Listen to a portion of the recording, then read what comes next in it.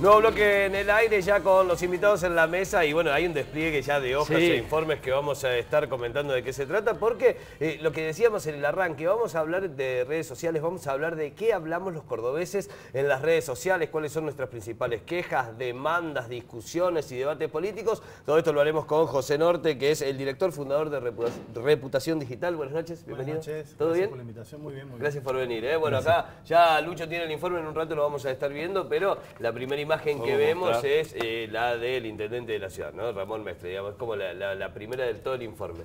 Así que ya vamos a hablar de eso. Y vamos a hablar también sobre ciencia de datos e inteligencia artificial, una nueva tecnicatura que se viene, carrera del futuro absolutamente, Orestes. Del presente. Del presente, pero el futuro llegó. Sí. Está ya entre nosotros. Pues Ricardo que Piña, realmente creo que no tenemos, venimos acostumbrados, no hay más futuro. No, ya no hay más futuro, Ya el estamos. presente nos llevó, nos invadió. Lo develaremos con Ricardo Piña, es el coordinador de la carrera. Buenas noches, bienvenido. Buenas noches, muchas gracias por haberme invitado. Gracias por venir, muchísimas gracias.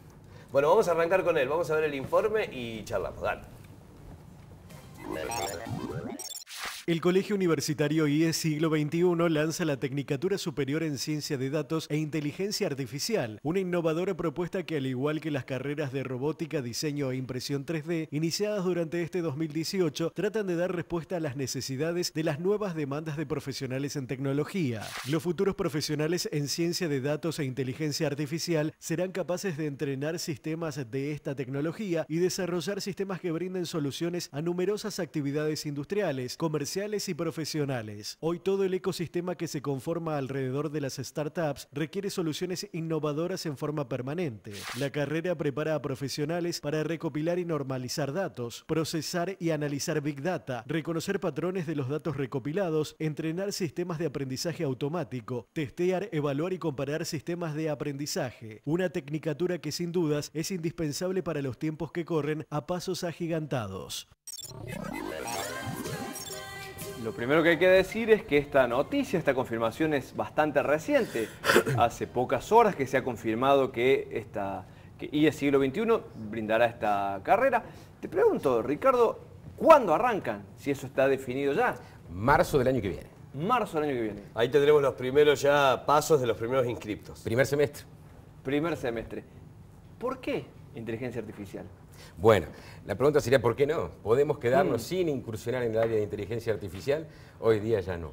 ¿Sí? Como decían hace un rato, decían en el futuro, en la actualidad, ya llevamos 20 años evolucionando con las últimas tecnologías de inteligencia artificial y ya estamos en una situación bastante madura en el mercado como para que haya una importante demanda de profesionales en el área y empresas que necesitan comenzar a incursionar en las dos cosas que mencionabas, inteligencia artificial y ciencia de datos. Ciencia de datos.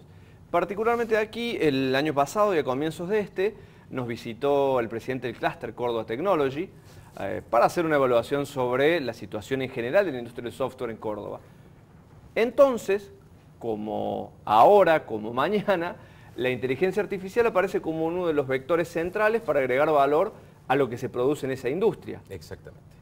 Sí, bueno, noticias de hoy. En un diario de, no vamos a decir nombres, pero de ámbitos financieros. Hoy hemos tenido una noticia, Argentina es líder en Sudamérica en agregar valor a los desarrollos de software mediante el uso de inteligencia artificial. Estamos primero, segundo Perú y después vienen Colombia y Brasil. O sea que tenemos que aprovechar ese nivel y estamos por encima de Brasil. Sí, señor. Sí, señor. Está buenísimo. Inteligencia artificial que uno puede ver aplicada en distintos proyectos. Sí, diversas. Las aplicaciones son múltiples. Te ejemplifico con algo de Córdoba. En Córdoba tenemos una industria agropecuaria importante, ¿cierto? Tomemos por caso, no sé si ustedes saben, yo no soy idóneo en el área de agropecuaria, pero de charlar con los agrónomos. Supongamos que tenemos un cultivo de soja con malezas. ¿Sí? Hay que desmalezar, ¿cierto? Se usan ciertos productos químicos para hacerlo que tienen características, por ejemplo, de no dañar la soja y sí atacar las malezas. Pero supongamos que el porcentaje de malezas es el 3, el 5, el 8% del terreno. ¿Tiene sentido rociar todo el terreno y gastar centenares de litros? No, porque perjudicas más que lo que curas. Claro, y aparte gastas mucha plata. Claro. Entonces, si se puede inventar un sistema de inteligencia artificial que, tomando una imagen, sea capaz de distinguir entre la maleza y la soja, puede podemos sectorizar. rociar exclusivamente la soja. Eso ya está hecho, es en Córdoba y es un desarrollo argentino y cordobés. Está funcionando. Hay una entidad que comenzó como una tarjeta de crédito que ahora se identifica con un color, Sí. el color que surge de unir rojo y amarillo para más Y la remera. datos, claro. Lo estoy sponsoreando sin darme cuenta. Está aplicando inteligencia artificial, por ejemplo, para su centro de atención al cliente.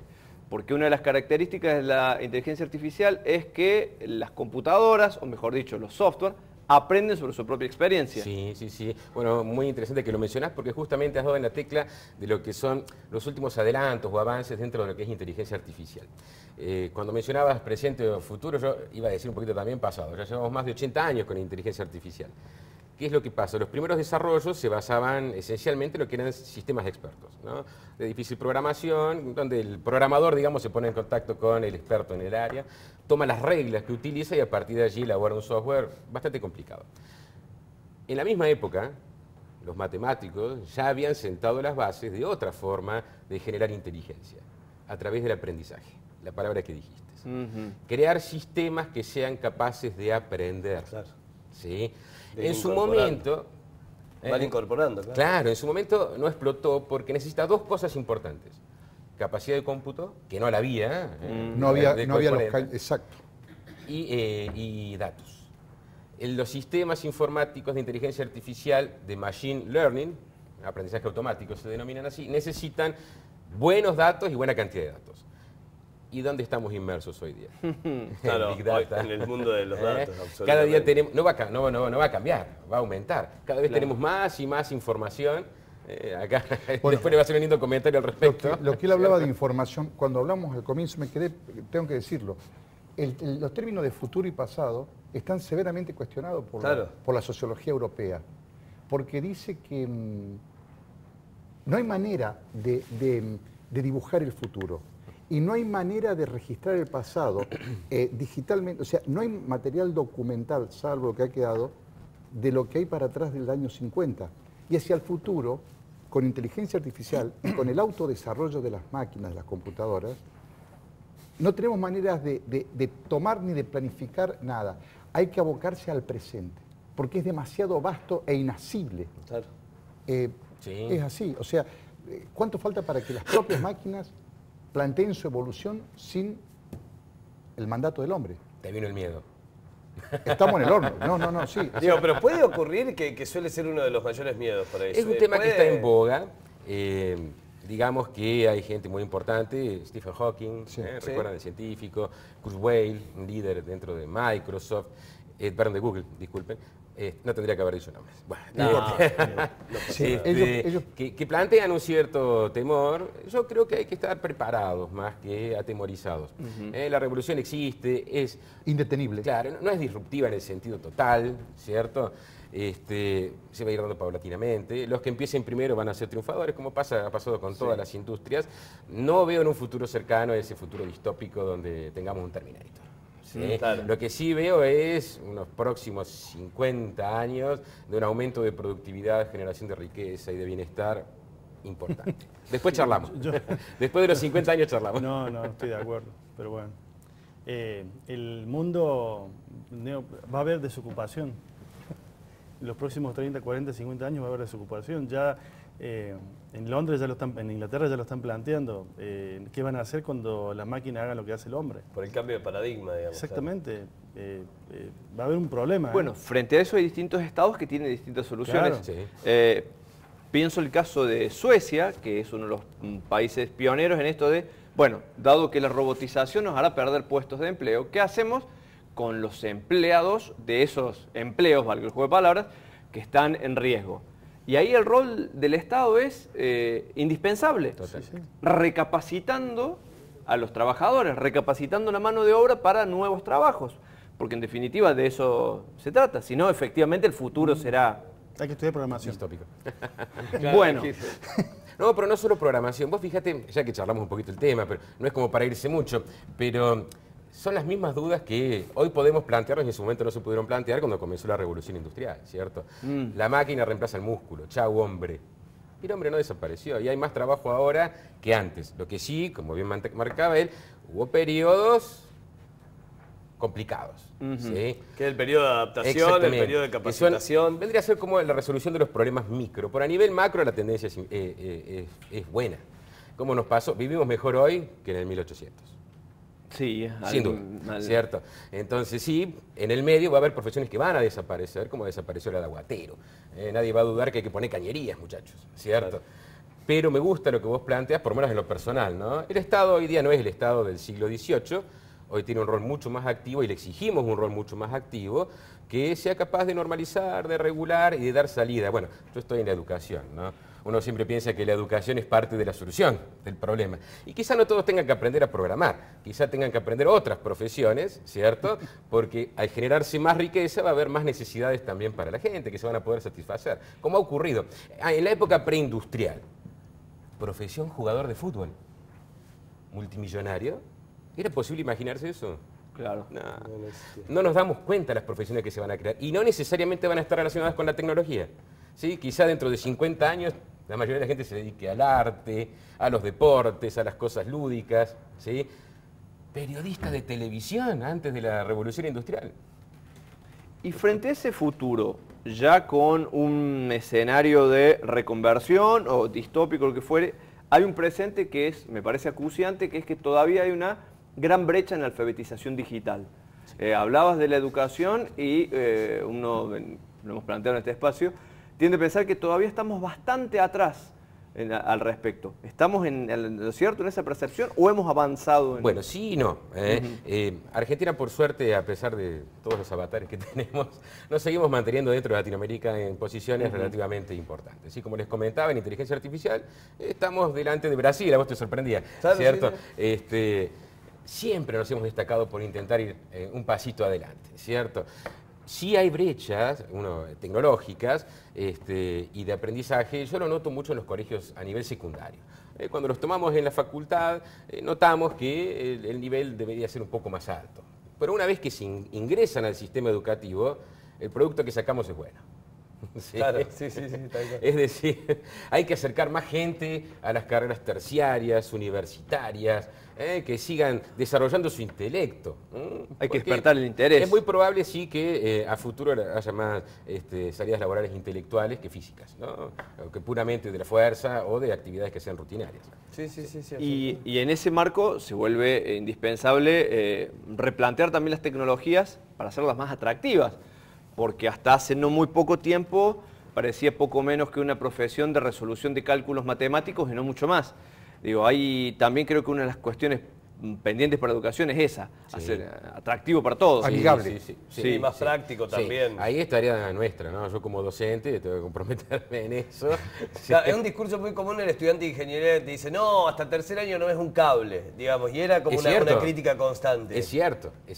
Bueno, particularmente nosotros en el IES, es una carrera de nivel terciario, estamos acuciados por el tiempo y obligados a llevarlos adelante a la resolución de problemas casi de inmediato, claro, ¿cierto? Sí. Pero sí, las partes formativas suelen ser, pues, hay que pasarlas.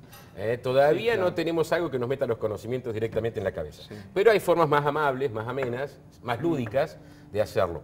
Por ejemplo, hay un área que es espectacular hoy día que se llama gamification. Tomar las técnicas de los juegos y transformarlas en material y formas educativas, ¿sí?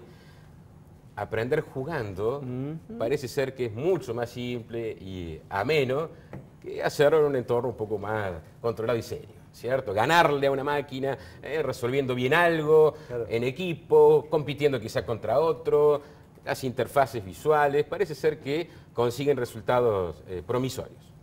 Nosotros hemos probado allí, en IES tenemos un área específicamente de eso, pues está la carrera de desarrollo de videojuegos con éxito. Sí. Pensaba en eso, en las experiencias de IES, en impresión 3D, en videojuegos.